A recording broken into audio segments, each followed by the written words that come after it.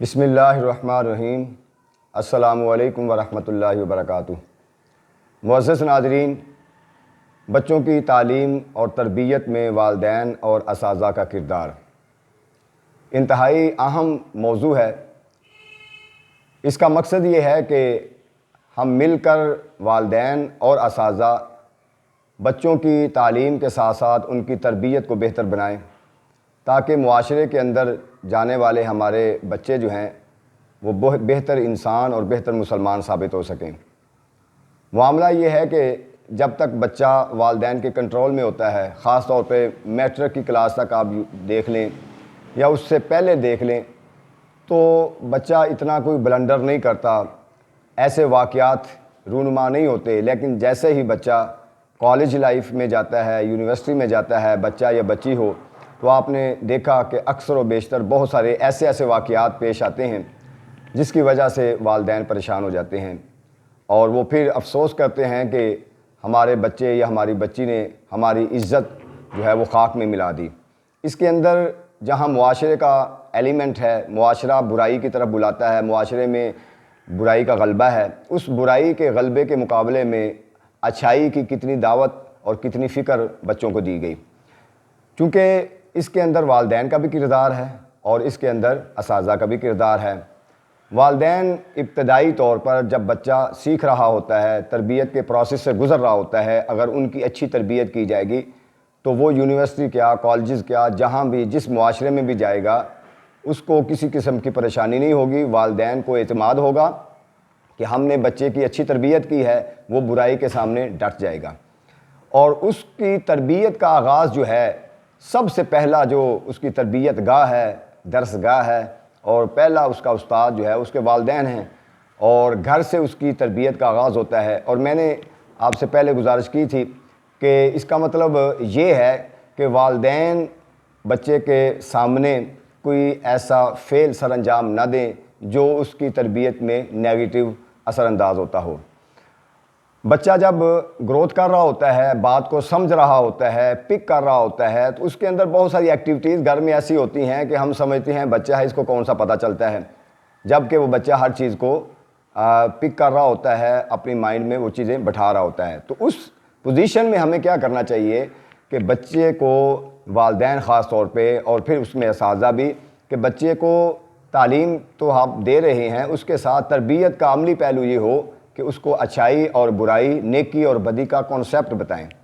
اس کو بتائیں کہ برائی کیا ہوتی ہے، اچھائی کیا ہوتی ہے، نیکی کیا ہوتی ہے، بدی کیا ہوتی ہے، اور برائی کا انجام کیا ہوتا ہے۔ اس کو مثالیں دے کر سمجھائیں، اس کو فکر آخرت کا خوف دلائیں، اس کے دل کے اندر ڈر پیدا کریں کہ اگر ہم غلط کام کریں گے، اگر ہم جھوٹ بولیں گے، اگر ہم کسی کی چیز چھپائیں گے تو ہم بحیثیت مسلمان اس کا خمیازہ بھگتیں گے، ہمیں سزا ملے گی۔ یہ خوف اس کے دل میں پیدا کریں، اس کو قرآن کی آیات سکھائیں،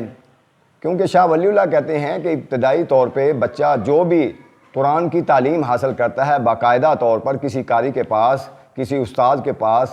اچھی طریقے سے تعلیم قرآن کی لیتا ہے، تو یہ شاہ ولی اللہ کہتے ہیں کہ وہ زندگی میں کسی پروسیجر میں بھی چلا جائے اس کا ایمان متزلزل نہیں ہوتا۔ تو بہت سارے بچے ہیں ہائی لیول پہ چلے جاتے ہیں، میٹرک کے بعد F A B A level تک چلے جاتے ہیں، قرآن مجید پڑھنا ہی نہیں آتا، پتہ ہی نہیں ہوتا۔ تو الحمدللہ ایک تو ہم نے اپنے اس ادارے میں، رائٹ اسکول کے اندر، ہم نے بچوں کی جب اسکول ایجوکیشن کے ساتھ دینی تعلیم کے لیے یہ لازم قرار دیا ہے کہ 5 کلاس تک جو ہے ہم نے ناظرہ قرآن اس میں شامل کیا ہے، اور اس کے ساتھ ساتھ پھر حفظ کا بھی اہتمام کیا ہے۔ یہ ہمارا اثاثہ ہے، اس کے بغیر ہم اچھی تربیت نہیں کر سکتے، جتنے مرضی ہم اس کے دعوے دار ہوں یا دعویٰ کرتے ہوں۔ تو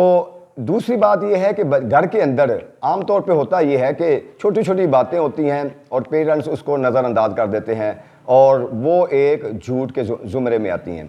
پڑوسی سے کوئی مانگنے کے لیے کوئی چیز آ جاتا ہے، یا پڑوسن کوئی آپ سے گھر میں چیز مانگنے کے لیے آ جاتی ہے،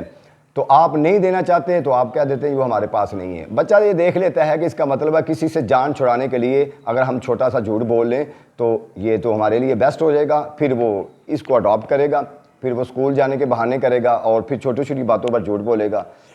تو اس لیے ہمیں ہر حال میں سچ بولنا ہے، حضرت عبداللہ کہتے ہیں کہ میرے گھر میں آقا علیہ السلام تشریف لائے تو میری والدہ نے مجھے بلایا اور مجھے بلا کر کہا کہ میں باہر کھیل رہا تھا, مجھے اندر بلانا چاہتی تھی, مجھے کہا کہ ادھر آؤ میں آپ کو کچھ چیز دوں گی. تو جب وہ میں آیا تو آقا علیہ السلام نے فرمایا کہ وہ بچہ آپ کا آئے گا تو کیا دو گی؟ انہوں نے کہا میرے پاس کھجوریں ہیں, میں کھجوریں دوں گی. تو آقا علیہ السلام نے فرمایا کہ اگر آپ اس کو کھجوریں نہ دیتی تو یہ آپ کے نامہ اعمال میں ایک جھوٹ لکھا جاتا ہے. تو آپ دیکھیں کہ ہم لالچ میں بچوں سے کتنے کام کروا لیتے ہیں, پھر ہم وہ اپنے جو وعدہ ہے, جو بات ہے, اس کو پورا نہیں کرتے, اور یہ ہم سمجھتے ہیں کہ شاید ہم بہتر کر رہے ہیں اور بچے کو بیوقوف بنا رہے ہیں. یاد رکھ لیں, یہ بچے کو بیوقوف نہیں بنا رہے, یہ اپنے آپ کو بنا رہے ہیں, اور بچے کے مائنڈ میں یہ چیز بٹھا رہے ہیں کہ کوئی بھی کام کرنا ہو تو اس کے لیے ہم جھوٹ سچ بول لیں, آمیزش کر لیں, تو اس کی ہمیں اجازت ہے. جب آپ سچائی کا جذبہ اس کے دل میں ڈال دیں گے اور یہ بات اس کے دل میں بٹھا دیں گے جو حضور علیہ السلام نے فرمائی کہ الصدق ینجی والکاذب یہلک, زندگی کے کسی بھی فیلڈ میں آقا علیہ السلام نے فرمایا کہ سچائی تمہیں نجات دے گی اور جھوٹ تمہیں ہلاکت میں ڈالے گا. تو سچ بولنے کا جذبہ ان کے اندر پیدا کریں اور اس کا آغاز پریکٹیکل لائف سے, اپنی زندگی سے کریں کہ آپ بچوں کے سامنے جھوٹ نہ بولیں.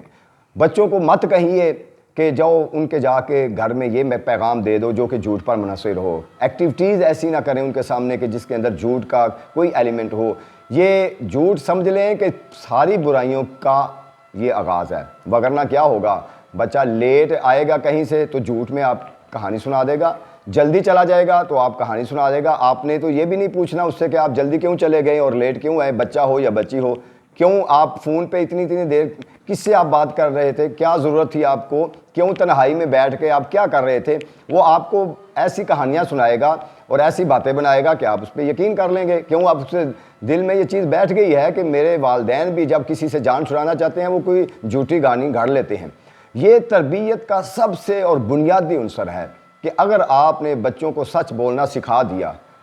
ہم دیکھتے ہیں کہ جتنے بھی ہمارے صوفیاء ہیں, بلکہ اس سے بھی اگر آپ آگے چلے جائیں, حضور علیہ السلام کی زندگی کو آپ دیکھ لیں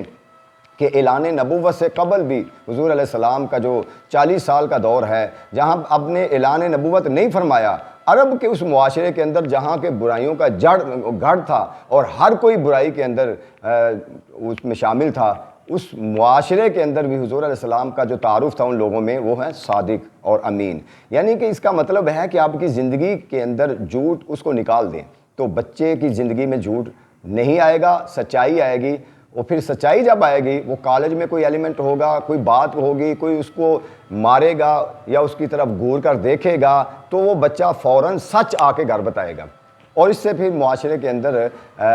ایسے افراتفری اور ایسے حادثات اور واقعات نہیں ہوں گے رونما جیسے کہ ہم کالجز میں, یونیورسٹیوں میں اکثر و بیشتر ہم دیکھتے رہتے ہیں. تو ایک اس کے اندر یہ چیز سب سے زیادہ عنصر ہے تربیت کے اندر کہ آپ ان کی زندگی میں سچائی کو لے کے آئیں اور خود سچ بولیں اور ان کو سچ کی تلقین کریں اور سچ بولنے والے کی اہمیت کو اجاگر کریں اور سچ بتا دیں کہ کامیابی کی کنجی ہے. دنیا میں وہی لوگ کامیاب ہوتے ہیں جو سچائی کو اوڑھنا بچھوڑنا بناتے ہیں, اور جو جھوٹ بولنے والا ہوتا ہے وہ ناکام ہوتا ہے. اور یہ والدین اگر بچوں کو نہیں سکھائیں گے, ظاہر ہے اساتذہ اور کتابوں میں تو یہ نہیں پڑھیں گے نا وہ کہیں بھی کہ جھوٹ بولنا چاہیے, اور اساتذہ کی بھی ذمہ داری بنتی ہے کہ وہ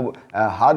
اپنے پیریڈ کے اندر بچوں کی تربیت میں جب بھی کوئی ایسی بات ہو ان کو سچائی ان کے بارے میں اس کی اہمیت کو اجاگر کریں کہ آپ زندگی میں سچ بولیں تو آپ کامیاب ہوں گے. تو یہ پھر انشاءاللہ آپ کا بچہ زندگی میں جس فیلڈ میں بھی جائے گا وہ آپ کو سرخرو کرے گا, آپ کے لیے بہتری کا سبب بنے گا, آپ کے لیے جو ہے وہ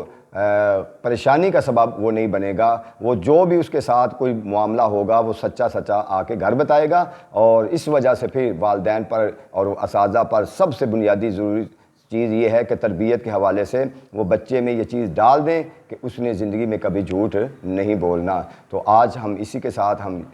اس کو وائنڈ اپ کرتے ہیں, نیکسٹ ٹاپک کے ساتھ حاضر ہوں گے. اللہ حافظ.